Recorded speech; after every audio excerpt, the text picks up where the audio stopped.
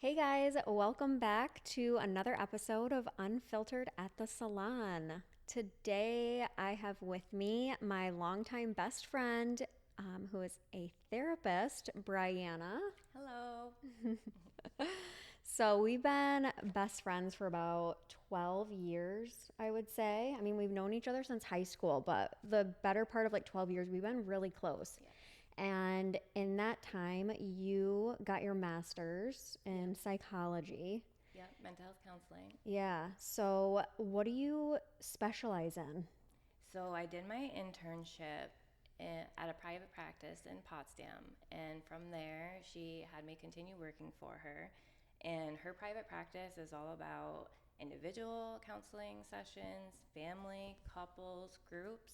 So it's really like we have a whole wide range of clients. Yeah, it's kind of like you probably never get bored that way. It's always Yep. something different. Yep. I love it that way.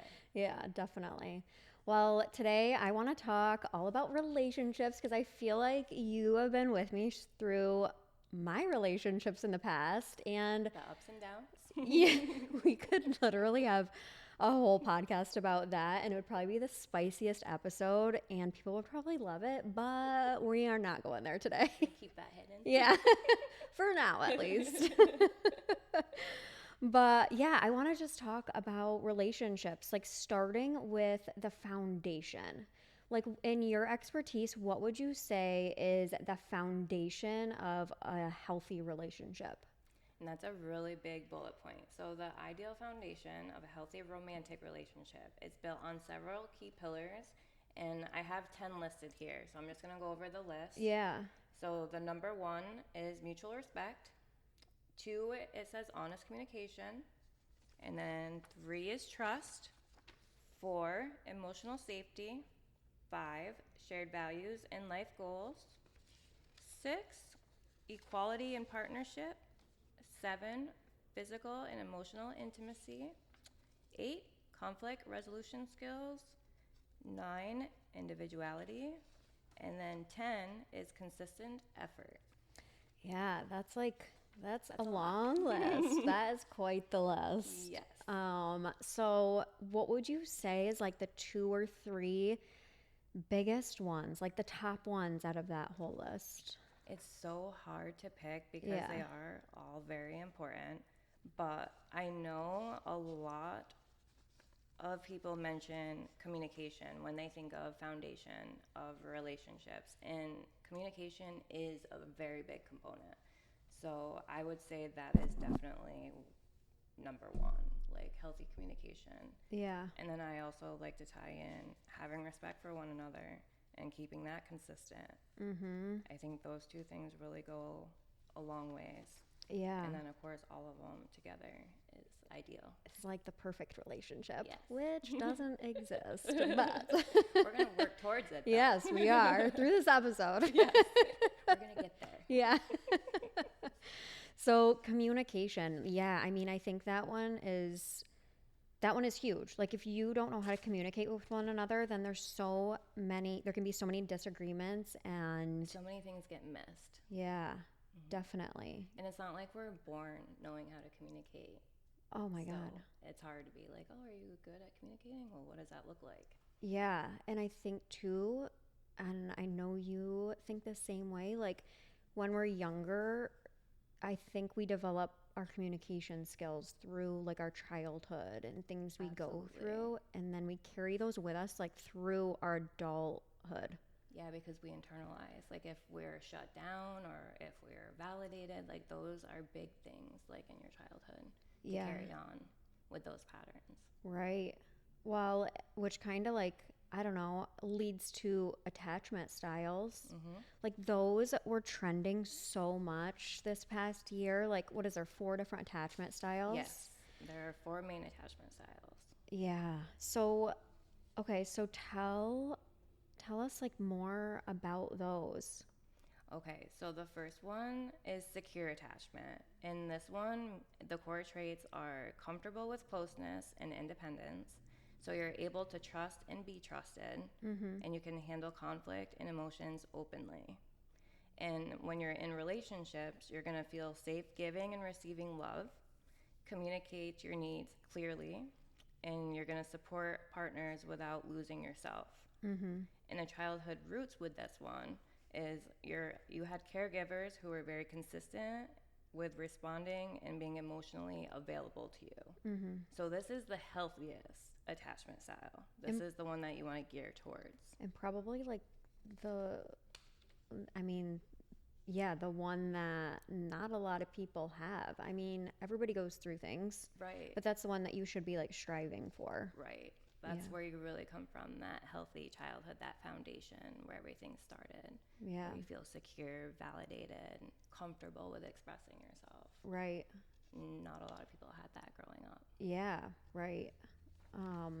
So what's the next one? So the next one that's talked about is anxious attachment. So the core traits with this one is craving closeness, but fearing abandonment. So you're often worried that you're not loved enough, or that you might be left. Mm-hmm. And in relationships, this is going to show up in where you're clingy or overly dependent on the other person. So you're seeking constant reassurance, and you're highly sensitive to your partner's moods or their distance. So in childhood roots, this is going to show up where you had caregivers who were inconsistent and sometimes nurturing, but sometimes unavailable. So it creates anxiety of like, which one are you going to get? Yeah. Yeah. Like, yeah, what are you going to get today? Mm-hmm. Oh, yeah, that's Very inconsistent. That's a deep one. I feel like I can kind of relate to that one a little bit for sure. I could see that. Yeah, I know from what you know about me. That's okay. It's good to know how you operate, and then you can manage it better that way. Yeah. You can learn from it. Which is something I want to touch on, but I want to know the other two first. Okay.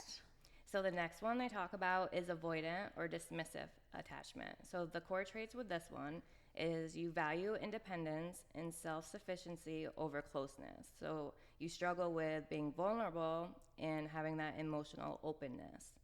So in relationships, this is going to show up with you may seem emotionally distant, commitment avoidant, or uncomfortable with deep intimacy. You're going to push people away when they get too close.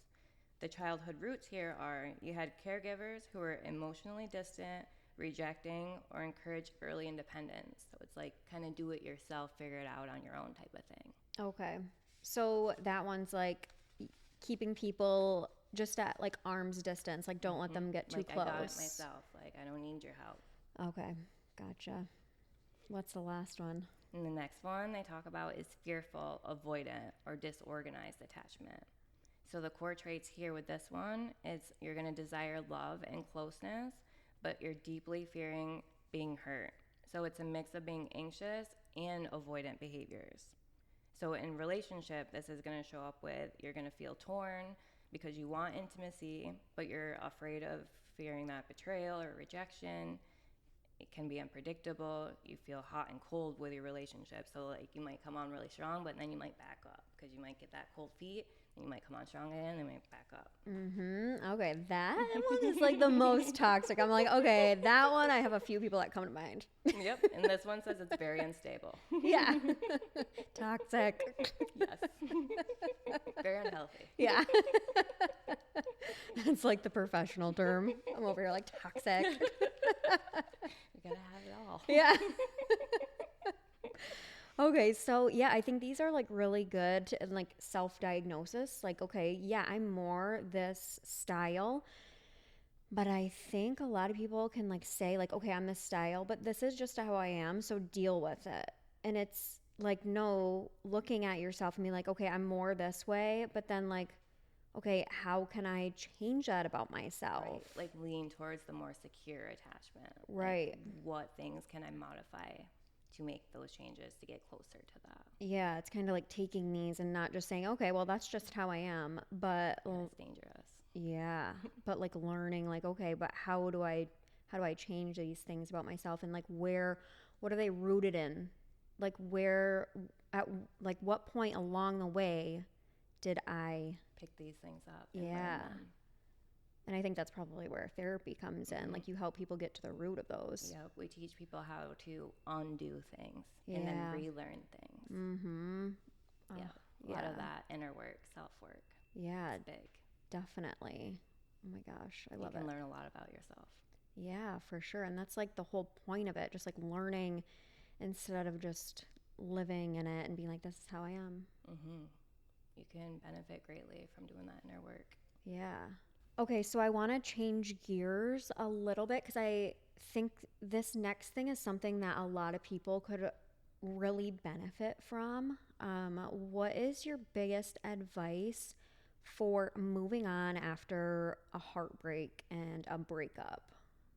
Recovering can be one of the toughest things, right? Like, because you're super attached to this person, and then you go through this breakup and you have this loss, and you're like, what do I do with the loss, right? Yeah. So, moving forward in a healthy way after a romantic breakup can be one of the most emotionally intense things you go through. But allowing yourself to grieve fully is one of the biggest things that they mention in this first step here. Mm-hmm. It says breakups are a kind of loss, even if the relationship isn't working. So even if the relationship's unhealthy and you feel like it needed to happen, it's best to go your separate ways. Like, you still have to grieve that loss. Yeah. Everything you guys had went through together, you still have attachment even if it wasn't the best relationship. Yeah, and it's like it's losing part of your identity. Yep.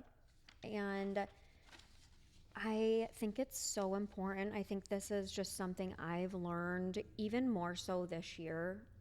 Just like having your own identity outside of a relationship, like being so secure in yourself with like where you're going with your life, what you want out of your life before entering a relationship, and like entering a relationship with somebody that aligns with what you want instead of like entering a relationship and just like looking for that person to basically make you happy. Yeah, it's huge to like want to share your life with someone instead of like living your life for someone else. Yeah. Oh, It's that is big. like, yeah, for sure. I think that's like one of the biggest things if you can like conquer that and take that time to do like the self development and just figure out like what it is you actually want. It's so empowering. That's what I was just gonna say. The word Yeah. Uh, empowering. And then the next part about recovering after a breakup, they say don't romanticize the past. And that's what a lot mm, of people tend to do, right? They think about the good times that they had and then they get stuck in that. And then they're like, well, maybe we can get back to that. And yeah. it's like, well, don't forget about, the things that created you to want to distance yourself. Do you think at a certain point, like too much damage has been done for a lot of breakups? Like too much damage has been done. Like there's no going back to a good place.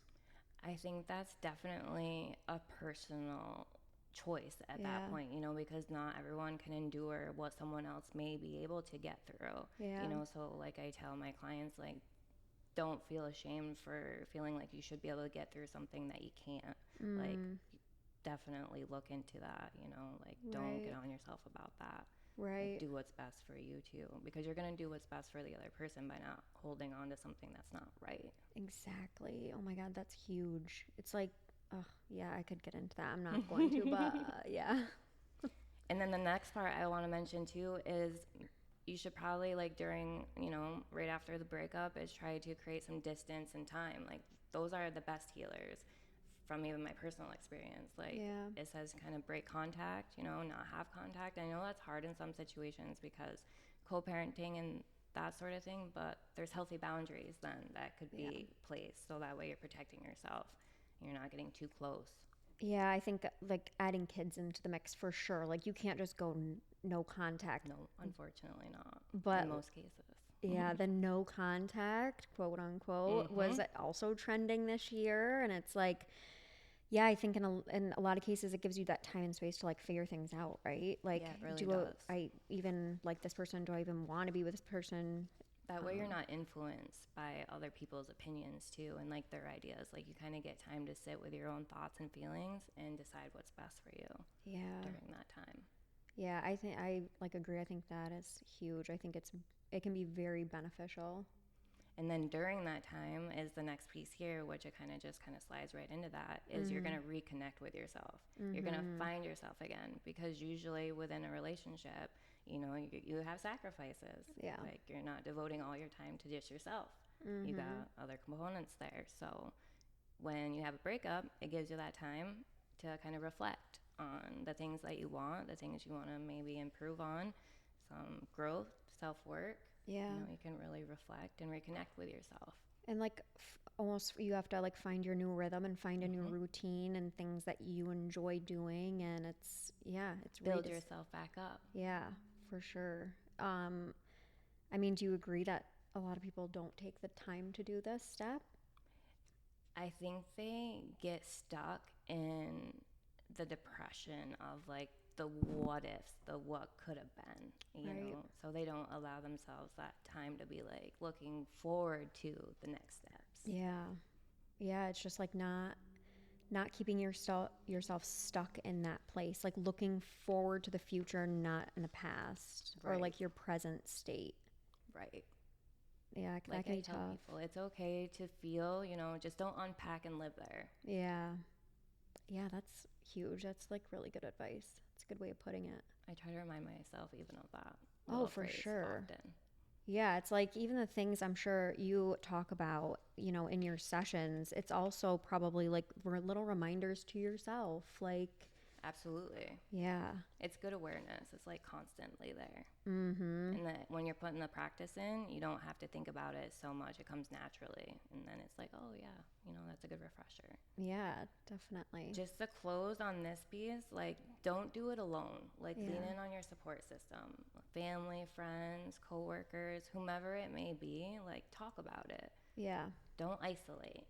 Yeah, that always helps to like talk about it because you are almost like talking yourself through it. Sometimes you just need a listening ear. That's right. Like somebody, they don't even have to like give you advice or feedback, but just you almost kind of sometimes talk yourself through it, just getting it out in the open. Mm-hmm. And being able to be validated and reassured, like it's going to get better, I know you've done that so much with me over the years. Like I just started smiling because I'm just like, one step at a time. yeah, that's like the very thing you've done with me in the past. It's helped, right? Absolutely. You have gotten me through so much. And like now I feel like I'm more self-aware. Like you've helped me through so much. And now I'm way more self-aware than I was in the past. You've grown so much. Oh my gosh. Since we have gotten it's close. crazy. I mean, I used to call you so many times during the week and be like, Bri, listen to this. Like, I need help. Like, not this again. Yeah. Oh, God bless her. Same stuff, different day, right? Exactly. It's the patterns that we were able to pick out after a while. Yes, it's the patterns. It's just like, oh, you're stuck in the same pattern again. Yeah. Like, you got to do something different. You got to make a different choice. You have to start thinking differently.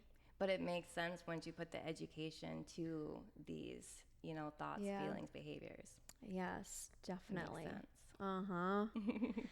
So, okay, why is it, this kind of rolls into this, why is it so important to have strong self-worth and self-esteem before entering a new relationship? It's huge, right? It's like foundational. So Mm-hmm. without those, you're more likely to lose yourself in love.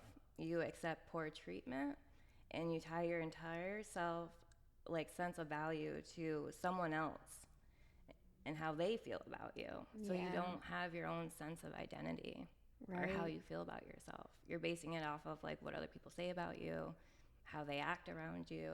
Yeah, because you don't know who you are. You haven't taken that time to develop yourself. You've put the focus on other people and what they think versus how you think and feel. Yeah, like if my significant other doesn't think highly of me or this and that, then you don't think highly of yourself. And no, you need to think so highly of yourself, and then you're attracted to somebody who also sees your worth. That's right. I feel like I was like really on point with that one. You were. It's like you've studied that before. It's like I've had a really good therapist for 12 years. I love it. So to summarize what we were just talking about, so in short, you attract better, you choose better, you love better when you believe you deserve better. Yeah, it all starts with believing, doesn't it? Yep. So you got to go into that relationship with that mindset. Yes. Oh my gosh, I love that so much. So I want to know, what is your worst and best piece of relationship advice? Ooh. So we'll start with the worst. Yeah. So a lot of people talk about this, so I'm just going to kind of put it in quotes. It says, if they really love you, they'll just know what you need. Mm. So just think about that for a second. Yeah, take Sit a on that moment. for a minute. So why is this terrible advice? It encourages mind reading over communication. So you're expecting your partner to just know what you want, when you want it, where you want it, type of thing. Yeah. And it's going to leave a lot of room for frustration and maybe disappointment. Like resentment too. Oh my gosh, I'm gonna totally throw myself under the bus. Like I in the past am totally guilty of this because like I'll just go silent and think that they just know what I want or need, and yeah, I mean, it's not the case. Everybody's different. That's right. We really have to try to verbalize and express ourselves with words. Yes, use your words. Try to communicate. So then what's your best piece of relationship advice? So, the best advice I could give would really be focusing on that healthy communication. Because when you have healthy communication, you're able to bring things to the table. You're able to verbalize your wants and needs in an appropriate and healthy manner. And that resolves things. Like that improves things. You get stuff done, is what I say. Yeah, so communication is the key. Yes, it's very, very important. Yeah, definitely. I love that advice. So, when does somebody know like okay, it's time to seek out therapy or like professional help? At what point? A lot of people think it's when like they want to break up. Like they're like, okay, this is pretty much over. Like we're not getting along. Like or something significant has happened where it's hard for them to move forward from it. They're like, okay, like our last resort is therapy. Like let's go try couples counseling or whatever that looks like. And my advice would be like you don't have to wait until there's a crisis or an unfortunate moment to go and seek help and get that support. You can go at any time for the support and guidance, and if there's a big shift in the relationship adjustment.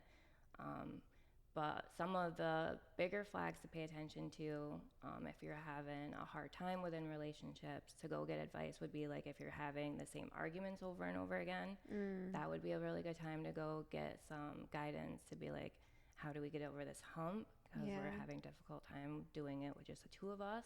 Yeah. Another thing to keep in mind is when the communication has broken down, when you guys feel like you have been like missing one another, not communicating as well, maybe walking on eggshells, not being able to bring things up. Yeah, good like a mediator in that case is a really good Right. thing. Like just someone to like open the doors about certain topics maybe. Maybe it's hard to bring something up and maybe some support would be helpful. Yeah. Another piece that they mention is emotional or physical intimacy as faded. A lot of people think this one is like, okay, if we're not being intimate, then there's a huge problem. Well, yes, but what's underneath that? Maybe there's things to work on, and that's why the intimacy is not there. So that one's a good one to pay attention to, and then also understanding what's underneath it. Yeah, like if somebody's not being seen in a relationship, then that can cause them not to want to open up in that other way. Right. And that's a big one. Like being emotionally connected in order to be intimate. Right. That's a big one for a lot of partners where some people don't necessarily think that way or need that. So it's good to understand one another in those ways too. Yeah, definitely. And then another one people seek counseling out for is if the trust has been damaged. So you see if there's been infidelity, affairs, or lying, deceitfulness. That's a good one too, to reestablish trust, because trust is a big pillar in relationships, So if that's lacking, we want to improve that. Yeah, but if you're seeking out therapy, even just from the beginning, then sometimes some of these fires can be prevented. Absolutely. That's why I really encourage, like, you don't have to wait until there's a crisis. Yeah. Like, go make sure your relationship is strong so that way when there is a crisis, you guys can work through it a little bit easier. Right. Oh my gosh. Yeah, I love that advice. Like, I never really thought of it like that before. Like, go even when things are good. Mm-hmm. Yeah, you don't see it happen like that so No, much. you It's not don't. talked about so much. No, because you think going to therapy, it's like when things are, Really rough. yeah, going wrong. Yep. The struggle. Yeah, definitely. It doesn't have to be like that. No. Oh my gosh. I love this conversation so much. And there is so much that we haven't talked about. We're going to do another podcast in the future because there's a lot to like unpack here. There is so much. It's so useful too. Yes, so useful. Well, Bri, I want to thank you for being on today. Oh my gosh. Yes, you're so welcome. Thank you for having me. Yes. I love being here. This is gonna, I mean, I know this is gonna add like so much value to our listeners. And I honestly can't wait to do another podcast with you. Yeah, me too. Everyone's going to benefit. Yay. Yes. I know, I feel like I benefited too. Like, yes. It's a good refresher. it is a good refresher, definitely. Well, guys, that wraps up another episode of Unfiltered at the Salon. Until next time, see you then.